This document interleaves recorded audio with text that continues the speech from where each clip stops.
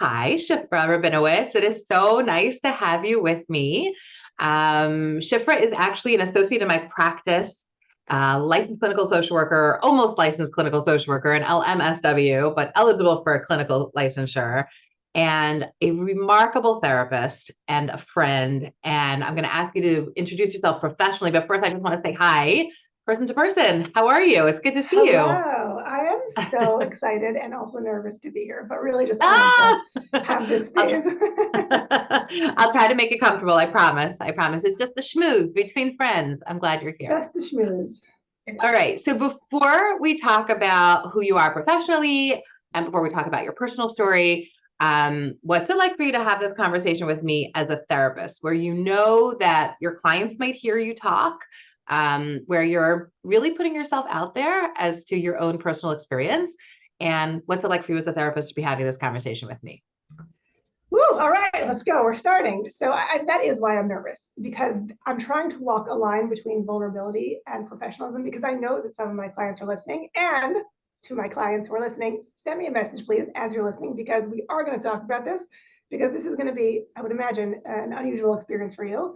I think the reason that I decided to share this in this platform in particular is because as a therapist, I don't really see my story reflected in my clients, and I also don't hear my story reflected in my friends.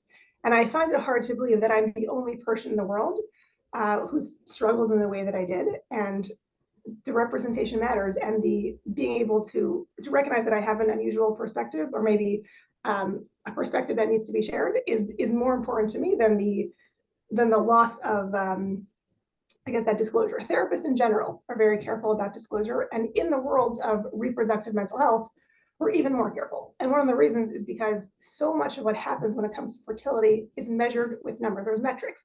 A pregnancy that lasted X number of weeks, this number of losses, this many weeks or months of years struggling with postpartum, this many hospital visits.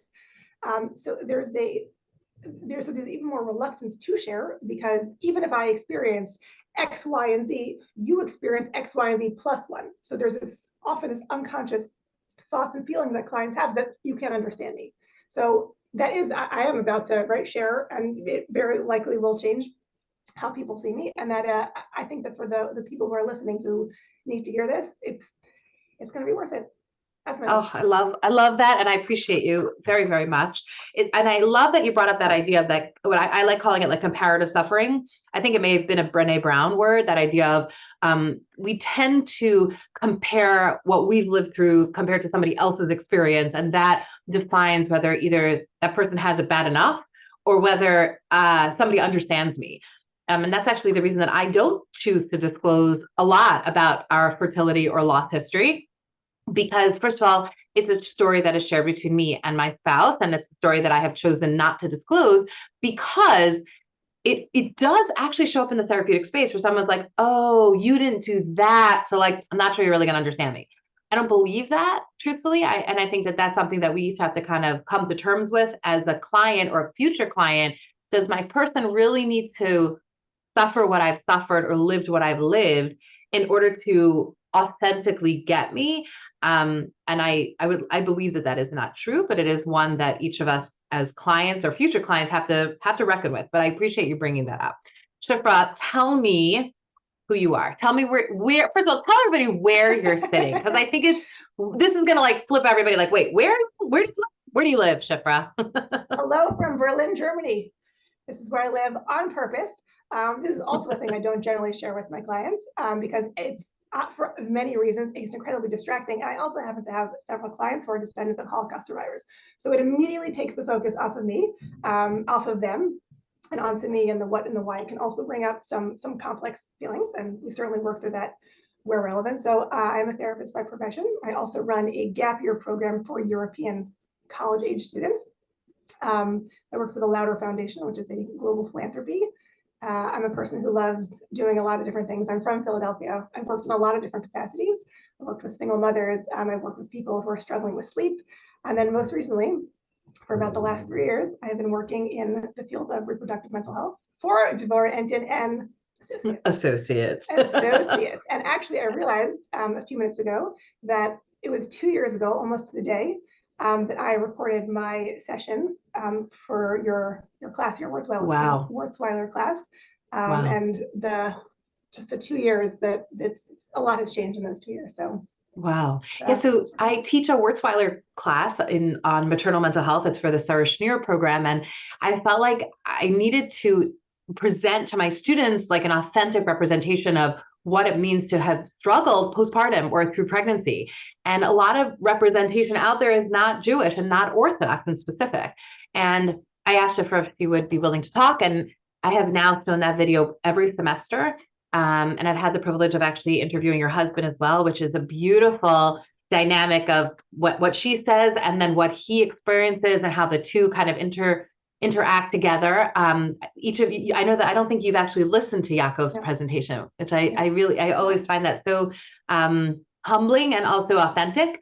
And I think that what we're acknowledging is that what you should know, and I tell you every time we show the clip, is how there's always someone in that class who says, no, I understand what she said. Like, I get it. I recently had a student who said, I don't know that I'm so different than her in terms of her experience or your experience or experience of children.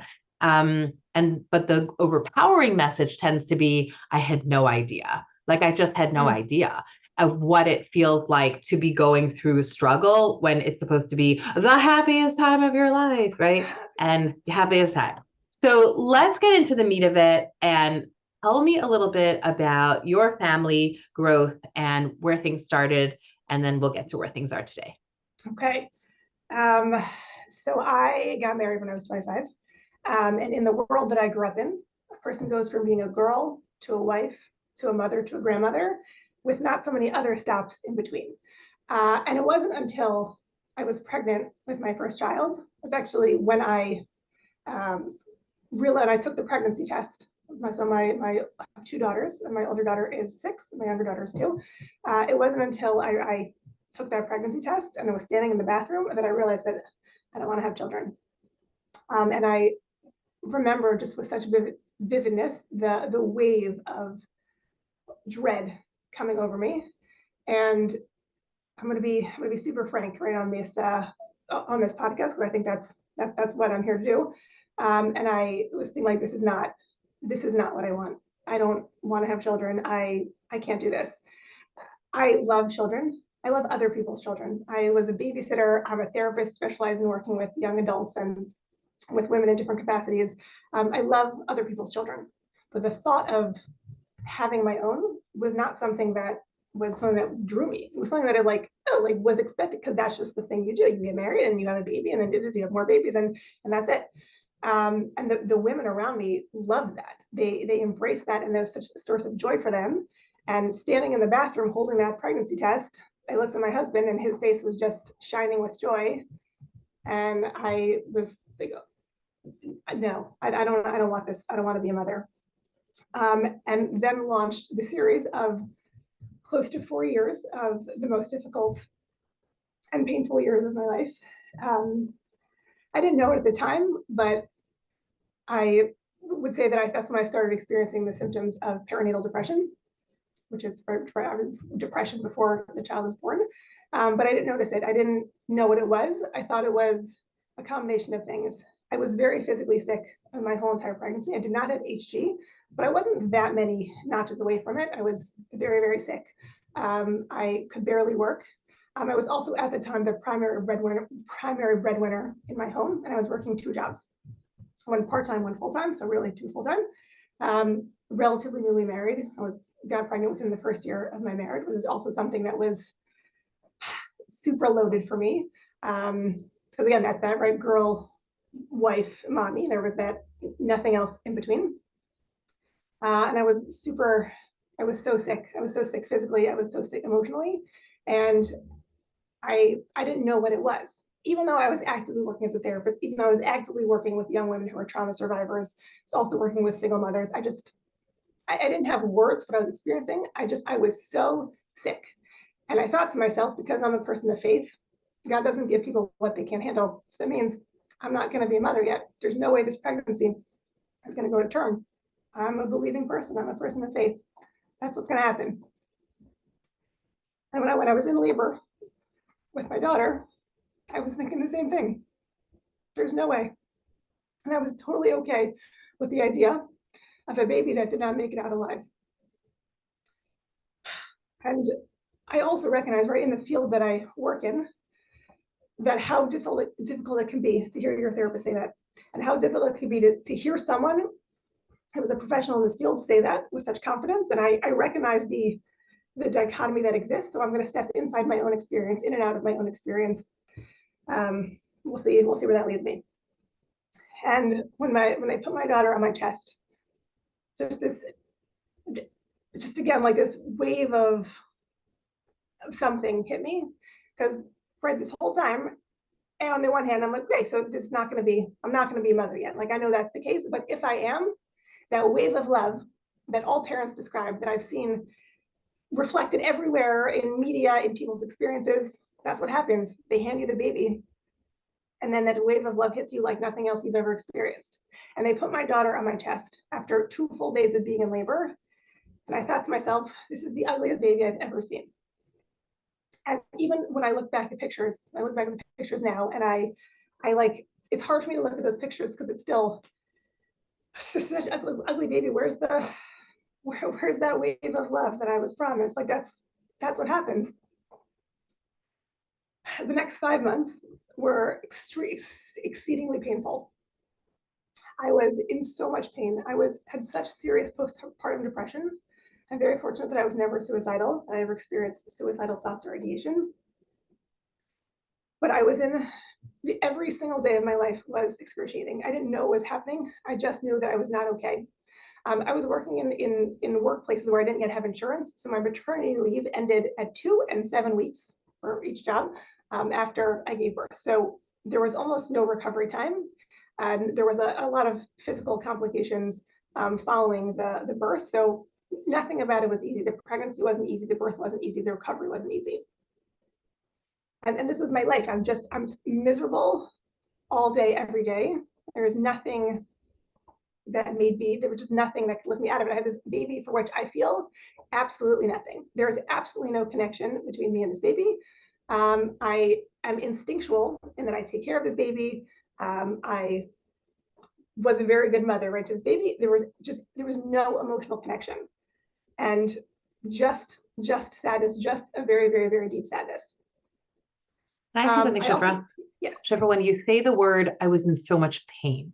So aside from any physical challenges that you may have had post-birth, can you describe to me when you say I was in pain? I think people have a difficult time understanding what emotional pain feels like. I think they understand physical pain, understand I hurt myself and I'm injured, but how would you describe the emotional pain that you were in those months after you gave birth? Imagine being surrounded in a room of people that love you and feeling absolutely, absolutely isolated. Everywhere I looked, people were having babies, my friends, my relatives, and they're also happy. And what's wrong with me? I'm not happy. I'm angry. I'm sad. I'm frustrated. My heart hurts. I'm so disconnected to everything around me, to the people, to the places.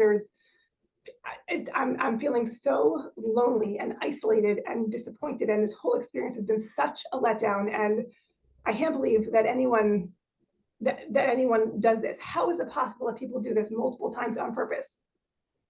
And I would make jokes. I used to joke to my parents, like, this child, we call her only child. And the reaction, which looking back on it, like, just this is such a reflection of how much pain I was and how lonely I felt, did not match the reaction that people gave me, because I didn't think it was funny. It's like, oh, that's such a terrible thing to say. Like, don't joke about that. I remember, these are people that I'm close to. Someone who's very important in my life, who's been a very important mentor figure, said, "Oh, what a beautiful baby." I said, "Oh, but the sleep, like, it's not worth it." And he said, "Of course it is worth it. Of course it's worth it for the no sleep." And it's like, but it's not. It's not worth it. Where's this experience that I was promised of just enormous love? I'd do anything for you. It's not worth it. And I don't know what anyone's talking about. And so that, I don't know if that quite captures it, but when I look back at the pictures, and I sat here before I joined the Zoom session, I sat back and I was looking at pictures on my phone from those years, and I see pictures of there's almost no pictures of me pregnant. I didn't take any pictures. There's very few pictures of me. There's like the pictures that my husband took over the delivery room and and I just looked at myself, I thought this was so fake. You see someone happy, you see someone who's alive. Everything is so fake. I am pretending that I am happy. I'm pretending that this is what I wanted. And inside, I want to say there are days that I didn't come out of bed. There are days that I just cried for hours on end. And I also did not have words for what I was experiencing. And when my daughter was 5 months old, I was walking outside my apartment building and I passed a couple who was walking into the building, and they both had huge smiles on their faces, and they were holding a car seat of a newborn baby. And I walked by them, and this wave of disgust came over me. I thought to myself, oh, that's not normal. Like that's not a normal reaction to what I'm seeing. And then something started to shift in me that something is not okay. Not the like I don't like babies, but like there's something not okay with what just happened. And I reached out to you, Deborah. I didn't really know. I knew that you were involved something with mothers. So I reached out to you and I said, I need to talk to you. You spoke, I think it was that day or the next day. And I said, here's just the strangest thing just happened to me. I don't know what I'm experiencing. And then I listed my whole story for you. I'd gone over the previous year and a half. And I will never forget what you said. You said, you've been sick for 2 years. You've been sick for a year and a half. And hearing you say those words, hearing someone acknowledge that there were words for what was happening to me. This was not happening in my head. There were words for what was happening, lifted such a weight off my shoulders. I said, what do I do? I also want to point out that I'm a therapist. I'm working as a therapist. And the fact that I was experiencing massive postpartum depression, I did not know. I had absolutely no idea. How I look back and say that, I don't know how I missed that. I don't really know, but there was a lot of things that I missed. Well, I just want to stop there for a minute because I think that's a really important piece to note is that I don't think we're trained in perinatal mood stuff. Like I made it all the way through. It's probably, it's a qualifier in our DSM-5. It's a piece of a diagnosis. It's nothing compared to the enormity of, first of all, what you experience and what 1 in 5 to 7 women experience. So I think it's so completely undervalued and underidentified. It doesn't shock me to tell me that you're a therapist that had no idea what they were dealing with, because pretty much every training I've ever done, somebody walks up to me and goes, I had no idea. That was my story. It was anxiety. It wasn't depression. I had OCD. It wasn't depression. Like I think we talk about OCD, we talk about depression, but we don't talk about the anxiety. We don't talk about the racing thoughts. We don't talk about the intrusive thoughts. We don't talk about the irritability. Like we're not talking about what's actually happening on the ground. And I would say to you, most of my clients are dealing with the irritability and the rage and the racing thoughts and the obsessive thinking about, of all fears of things that are going on with them. It's more anxiety than it is depression. But we also know that the two of them hang out together. Like we know that anxiety and depression are best friends. Yes. So yeah. And so it does not surprise me at all. And it shouldn't surprise our listeners. I mean, it's going to surprise our listeners, but be aware that this is not something that we are well taught in most of our schools. The fact that I teach in a program, I wrote the curriculum for that program because I know that this is a need. And especially in an environment where we're teaching pretty much religious women who are becoming therapists, primarily for other Jewish and religious women, you better know what perinatal mood disorders look like. Like this is so important, yes. Right? Yes. Oh, yes. Yes. All right. So keep going. You're a wonderful storyteller. And also, I think that I just want to acknowledge, like, this is hard for you to tell your story. And I really am appreciative of the willingness to do it. But I also want to acknowledge that this is not an easy walk to just like unload on a Zoom call and then at 1 o'clock being like, bye, see ya, like back to work. Like this is heavy, and we'll debrief afterwards.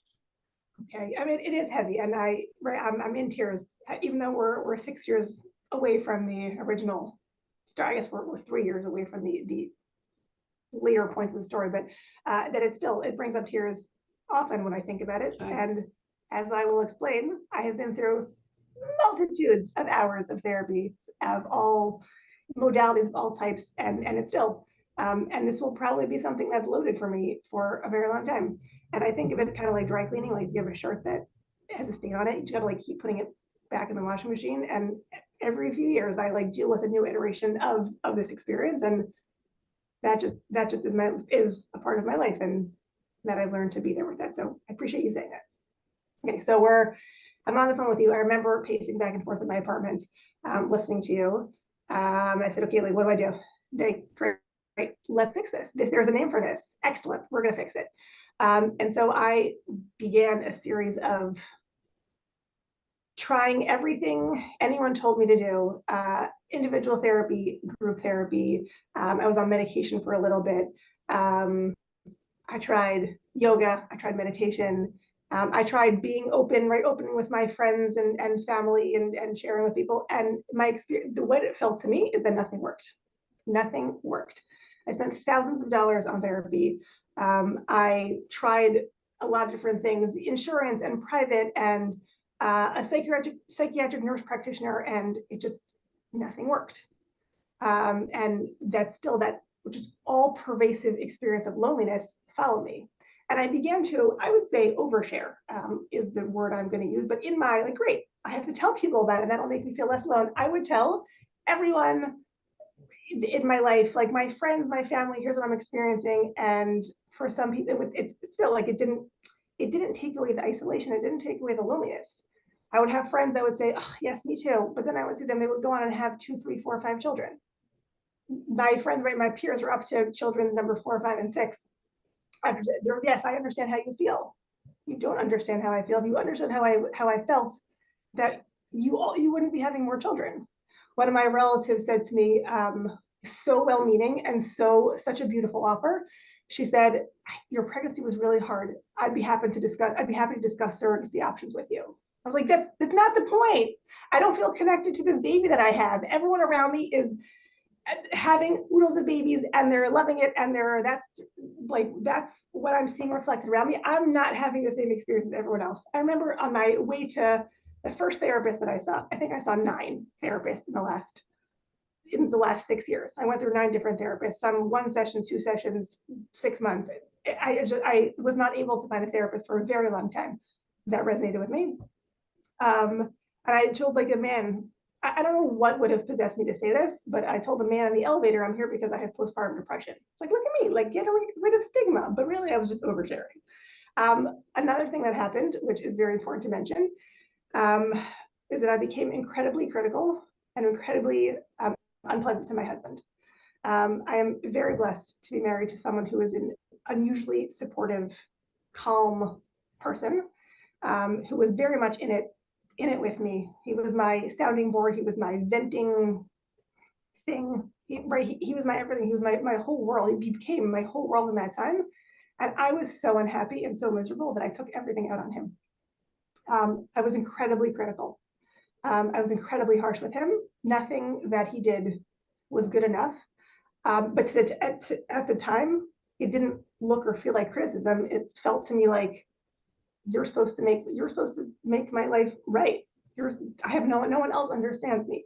You're supposed to help me do this. And anything he did that was less than perfect was triggered just such an outpouring of rage and disappointment. And I really, really, really, really hurt him. And so I'm not planning on listening to the episode he recorded for your class, because I know, like, I know what I did. I know how I sounded. I know that I've done a tremendous amount of repair since then. If my husband had left me, right, I don't know that I would have been super surprised. But it was not a great time. But only he knew that, because he was never returned any of the criticalness, never returned any of the harshness, just accepted it. So it's not like I would have said we were struggling. It was I was struggling, and my struggles are the only thing that matter. And I recognize also, looking back, just how deeply I was into this, where nothing was penetrating. You had no perspective. You had no ability to have perspective. No perspective. Mm-hmm. No perspective whatsoever. And that continues to be a very hard thing to sit with. Because in my mind, I tried everything, but in reality, I don't know how I came across and how what I said actually landed with people. Whew, so that was that. And really, this went on for several years. It was about year COVID actually changed a lot of things for me, because COVID gifted me with remote work and the capacity to work exclusively remotely. And that shift in, I'm very blessed in that I'm a person who finds tremendous meaning in work. And being able to throw myself in work has been a source of joy and of fulfillment for me. I'm very lucky that I do work that is as meaningful as it is. So not being able to focus on my work in the same way really forced me to step back and to really do an evaluation of what I had become. My husband was finally at that point able to share with me how he had experienced me. I became more serious about not assigning blame anymore. I was able to accept that, like, I have a child. It's just not going anywhere, and this is my life. And it really took me many therapists, a lot of time, to be able to even understand what healing meant. Because what I wanted was someone to take the pain away. But as long as there's a child that I have to take care of, as long as my body and my schedule and my life are now attuned to someone else's clock and not my own, there was no fixing it. I wanted an answer. So all the validation in the world was no longer helpful, because no one understood me, right? Oh, it's so beautiful. You're a therapist. Like, I see in your profile picture, you have 6 kids. You don't understand me. All right. My friends, I already spoke about. So no one was able to fix it for me. And it was a combination of time and showing up every day, wanting to make it better, that I think finally began to turn the tide of being able to accept my life enough, that I was able to be more okay, never happy about, but okay with that. This is a role that I play, that I'm a mother. I'm wondering about the decision to, well, I mean, that idea of, like, I'm okay enough with wanting to being a mother. Has that shifted for you over time? How do you feel about motherhood now? I hate the word. Motherhood. It's Okay. actually a word that I realize I even avoid using in session. And here's a realization that I had relatively recently. My postpartum depression was a lot of things. There was a lot of, it was situational, it's genetic, but there's a large part of it also, which I didn't realize until relatively recently, that girl, wife, mommy, there's at no point is there a woman. And for so long, I fought against this idea of, I'm mother, like that's what I am, and my body is reflecting it, and my schedule and my just everything, my life is now revolving around someone else's needs. The goodness of being a mother. And I realize now that this is an expression of my expansiveness, not my limitedness. I live in Germany because I have an opportunity to move there and impact the world in an unusual way. I work in which I'm able to make a significant and unusual contribution. Not wanting to be a mother is not necessarily because I didn't want to be a mother. It's because I will not be put in a role where there's only one thing that defines me. So that's where I am today. So who is Shifra? When you say to yourself, who am I today? How do you define yourself? Who am I today? And everything. I have filled so many roles. I'm not one identity. I am also a mother. I am also a wife. I'm also a sister. I'm also a friend. I'm also a program director. I'm also a therapist. I'm also a person who loves trying a lot of different things and experiencing a lot of different things. I'm a person who will try anything once.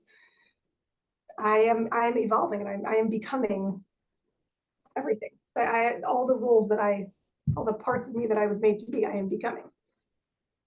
And how does that help to define your relationship with your daughter? It's a Glennon Doyle line, which is our job is to be mothers, not martyrs. And that was a line that very much resonated for me. There's no martyrdom in this house. I mean, sense like honestly, my kids are up in the middle of the night, like there's that. But the idea of sacrificing the core of who I am, or allowing this role to be the sum total of that, that's what it looks like in my home. And my daughters see a role model, who is many different things to many different people, and gives love freely in all those people in all those roles. The older that my children get, the more I like them. That so I would back up a second. So okay, so with all that, Shifra, why'd you have a second child? Great question. Okay, so when my older daughter was about 4 years old, I had a few different realizations that occurred to me. When I was looking at and I really approached this from more of a clinical perspective. What's the role of an only child in a standard Orthodox family? What does that mean to that person? What does that mean to this person to grow up without any siblings? What does it mean to, just even just within the family, what does that mean to put all the expectation, all the weight of legacy on one person? What does it mean for my husband, who did not sign up for this, to tell him, you're the only, right, this is it, this is your legacy. And my depression was at a point, it was a much more of a manageable point, where I decided, purely from an intellectual perspective, I love my husband more than I hated this postpartum depression, this experience, and I'm willing to try again, really for him and for my daughter. I know I just had that whole thing about not martyrdom. Yeah. This was a little this was an empowered this was an empowered decision to shift away from that for a greater cause. So I also put faith in all the people who said, oh, whatever your first experience is like, your second is the opposite of that. That's a lie. Okay. Yeah, that's not true. Not true. No one told me that. So I had a very difficult pregnancy, very difficult birth, very difficult recovery, but a very different mindset, because I knew what I was going into. And my subsequent the postpartum depression went deep, but it did not last quite as long. Say with my first daughter, it lasted about 3.5 years. And I would say it's not, my younger daughter is 2 years old, and it's not something that's a part of my immediate everyday experience. Now, I'm not sure that I'm going to have any more children. The price that I need to pay in order to grow my family is one that's a very high price for all of us, for me, for my husband, for my children. And that's part of my reflection going forward. But when I think about the women who I watched have babies, have postpartum depression, and then have a million more babies, there's still that sense of isolation, because for a long time I told myself, I'm just missing the gene, whatever it is that makes a person look at their child after a hard day and said, "Ooh, let's do this again." I'm just missing. I don't have that. I do not have that experience. So I am different. So when I say I don't always hear my story reflected, that's what I mean. There's so many of my clients who experience postpartum depression are wanting to have more children and want to heal in part so that they can go on to have more children or have future children with a different story. So I don't see myself in my own experience so highly reflected in the people around me. I think there's also, I have to be honest, I think that there's a part of your experience that is just not spoken about by women. That idea of like, I really don't necessarily instinctively fall in love, or I don't know that I'd be willing to throw myself in front of a train for my kid. Like, I don't know that would be my gut instinct. Like, that perspective is very much shameful in the broader world. And so to admit that, you would have to disclose a certain level of like, I'm not sure how this is going to be taken, right? I absolutely acknowledge that there's certain things that are just not culturally appropriate to say. Like, I didn't love my kid when I had her.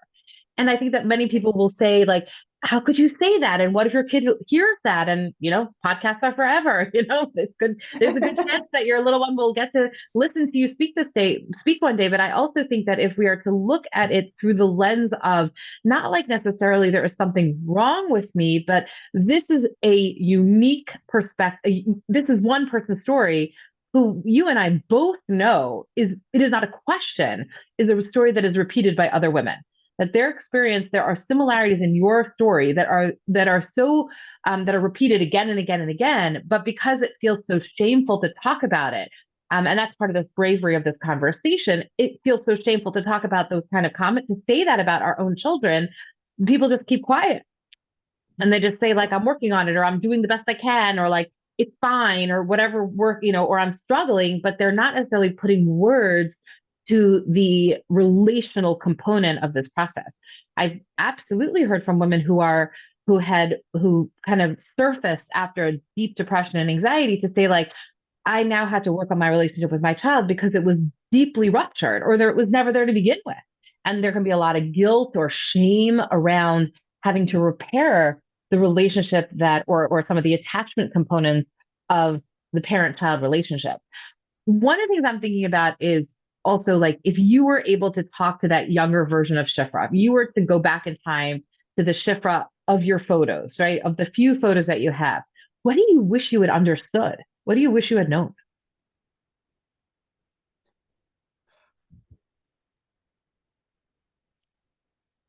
I wish I would have understood that there's nothing to understand. I spent thousands of dollars in therapy trying to figure out what's wrong with me. What sort of attachment issues do I have? What sort of trauma? What did my own mother, right? Like, what is it? And when I discovered that there's nothing wrong with me, this just isn't who I am. And understanding that that's in the context in which I was raised and in the communities in which I live, that's not a norm.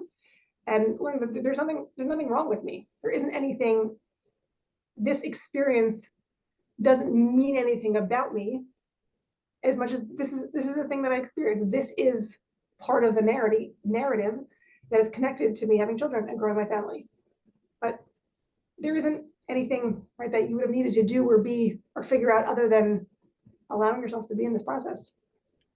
And yet I think I want to caveat that a little bit, or parentheses, put some parentheses around that. But depression and anxiety is a diagnosis. And right. And so therefore, I wouldn't want anybody to hear this and be like, well, we just have to surrender to the reality of depression and anxiety, right? Yes.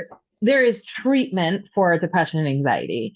I always, when you tell this story, and every time I hear you tell the story, and every time I listen to the recording of you tell the story, as a therapist, I'm kind of going, you still never got fabulous care, right? Like, there's this part of me that still regrets that you didn't get, I think, in hearing your story. And again, I don't know each of the therapists you saw, whatever, but there's a part of me that says there's something that you actually never got that would have been helpful sooner, faster, whatever.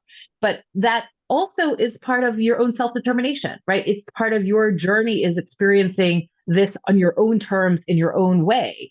I do want to make sure that people understand that there is good treatment and there is good care out there and there is good support, and that the depression, anxiety can get better much more quickly than 3 years and 2 years time. That's been my professional experience. Yeah. Are there people that suffer from intractable depression? There are. Are there people that are not comfortable pursuing medication aggressively? Yeah, there are people that are not comfortable with that. Are there people that kind of say, I've tried one medication, I'm not interested in doing this again, I didn't like how it feels? Absolutely. Are there people that say, I will not touch it, I only want to do behavioral, intervention or therapeutic intervention, and I will tolerate that as best I can? Yes, there are. And so I think what I want to put out there is that there is good help available. And also, I think the thing that is very loud for me from your story is this idea of, what are the assumptions we are putting out there as a community around what motherhood and parenthood and becoming a parent looks like, and what does it mean? And it's not the same thing for every person. Like, it's really not the same thing. Right. I don't think I had, on the whole, amazing care. I don't know how much of that is me and how much of that was the system. And I think that in the last few years, there's certainly, and in part because of the effort that you are one of the people who are leading, is much more of a conversation around, and much more awareness, much more visible supports. Right. For a long time, I think most of the therapists, of those 9 therapists, 2 were from women. Right. And that's not right. That's right. not right. Right. Yeah. And I think that that acknowledgement of like, there are very few religious women who are trained in perinatal mood disorders and reproductive mental health. And those are two different things, by the way. Right. So like, we're just talking about perinatal moods right now, but I wish that we could get, I mean, I know that it's coming. It's coming. And just taking my class in Wurzweiler is not enough to say you're certified. Right. Like, that's not enough. You are not fully trained. Although it's a good class, it's not fully trained. But we are there. What I have a WhatsApp chat actually of Orthodox women, well, actually men and women who are trained in perinatal and reproductive mental health. And it's growing every couple of months. I'm adding new people who said, I took this training, I took that training, and this is where I'm specializing. And it gives me great pleasure and great joy to see that growth in community. One of the things I like to acknowledge is if I say to you, how many organizations are there that help kids with cancer in the religious or Jewish community, you could probably name me at least a handful, if not two. Right. If I say to you, how many organizations are there that exclusively are focused on perinatal women or postpartum women, it's a lot less than one handful. Very, very few organizations. We're actually going to be talking with one of the founders of one of them in a few weeks' time. But there are very few organizations that focus on perinatal moods. And I'm not sure why. But I think the big reason why is what you've been talking about. That the culture doesn't support this idea of it not being blissful and happy and rainbows and unicorns. And then when it's outside of that, there's a greater reluctance to get help because it just feels there's something so wrong with me that nobody else understands. Yeah. And how do you, yeah, go ahead. So that isolation is still something which is with me. Because again, it's not something yet that people are super willing to talk about their experiences of like, I don't want to do this again, or this is going to limit my family size. Right. And I think that's a struggle that we hear of, like, when you live in a society and a culture that really promotes and idealizes women who have many children, and you are in a position that like you said, the consequences are too big, the risks are too high for you to put yourself into that position again. And that's, there's a certain amount of kind of really advanced thinking to be able to say, I can't do this. Even if biologically I can do it, it doesn't make sense for me, my family, my husband, or myself to put myself through that again. That voice is very quiet, right? That voice is very quiet. I think it's a good marker of also the awareness when not to make assumptions. So just because someone has two kids doesn't mean they have infertility. It might mean that there are other reasons where they cannot or have chosen not to have more than what they have right now. Yeah. I can't believe it's been almost an hour of talking to you. I want to hear from you. Top 3 misconceptions that you wish the world understood around pregnancy and postpartum or perinatal mood disorders. Ooh, top 3 misconceptions that people have around pregnancy and perinatal mood disorders.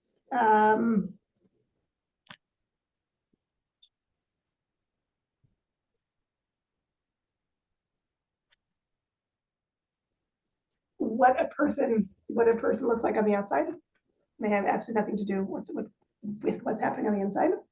Mm-hmm. Medication is a tool, and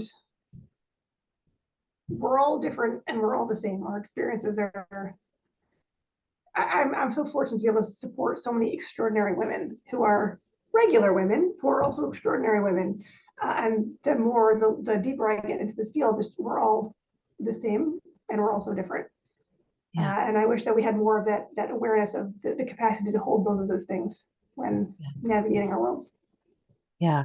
I love those. And I think about the idea of give yourself grace, like give yourself permission to have a hard time, to feel hard feelings and get help. Like, don't do this by yourself, like get help. And Shifra, I think that ability to say, I'm going to go through 9 therapists until I find the right one, and I think that's a very big strength of yours. And many people would have just surrendered to I give up and I can't handle this anymore. I can't, I don't have the capacity to keep on trying. And I think that identifies you from such a strong perspective, like as a strong person. And I think that's also the gift that you give your clients, that ability to say, I have struggles too. And I know that you don't share those struggles in session with your clients as a form of boundary and perspective. But I think that ability to say, it will get better, we are going to work at this until it does, is the courage is a courageous sense of self and a courageous message that you give to your clients every day. So. Thank you. I'd also point out that one of the things that I tell clients, and I'm just making this connection now, is I tell them often in the first session that I'm not the right therapist for you. As soon as you know, I want to know, or as soon as I feel that I'm going to let you know, because we're not waiting around for not great help. Right. We got to find the right person so that you can live the life that you want, work towards the life that you deserve. Yeah, absolutely. Well, thank you for spending the time with me today, for having this conversation, for being open, vulnerable, and courageous. It really is a treat and a pleasure. I love that you're part of my practice. It's really an honor and a privilege. And thank you for being here. Thank you. Oh, can I add one more thing? Yes. Okay, so this is also not going to be part of most people's stories, but it's funny to me how central you are to the story. And in the story of my healing, you were the first resource that I found that gave me words. And then several years later, when you invited me to join your practice, I just broke down in tears because it was such a coming full circle moment. I wasn't healed, I wasn't fixed, but for you who had seen me in such a deep, dark, painful place, to recognize that I'm now in a place where I could be of support to other people was just such a powerful moment to have someone else see that progress in me. So I thank you for being such a very important part of my story. Beautiful. And I think we'll spend another whole hour talking about what does fixed and healed look like, right? Because those are definitely not words we use in therapy. But we'll have to pick that up again. Well, Thank you, I'm being a person, not Shifra. a therapist. Thank you so much for having me. Thank you.